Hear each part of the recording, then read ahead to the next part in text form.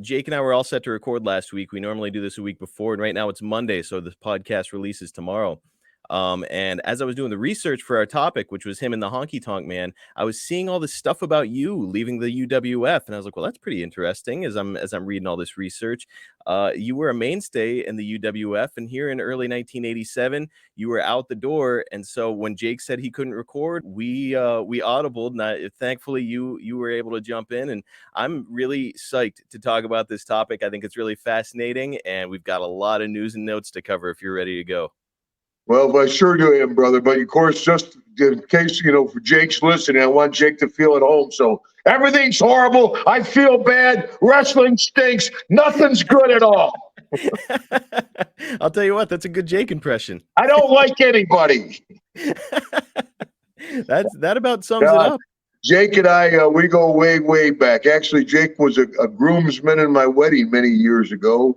Might have been my best man, but my dad was my best man, God bless him. But Jake was a groomsman. We got married in a small little town here that I still live in now in South Carolina, and he panicked that whole town, man.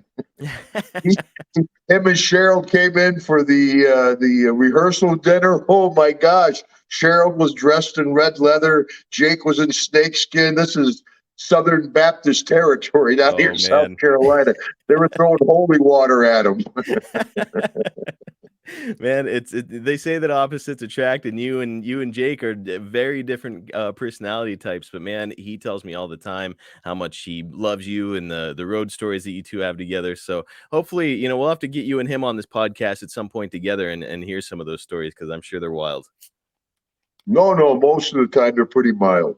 Oh, really?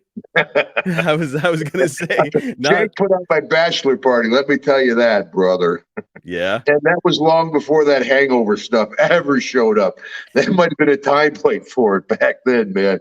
It was crazy. I disappeared for 3 days, and that was long before cell phones. My family's very conservative. My dad was chief of police. My wife's here in South Carolina. Everybody's like, "Oh, what happened to him? He's with Jake."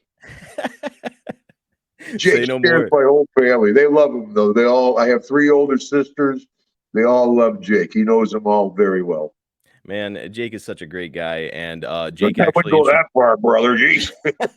Well, he introduced me to you, so he can't be all bad.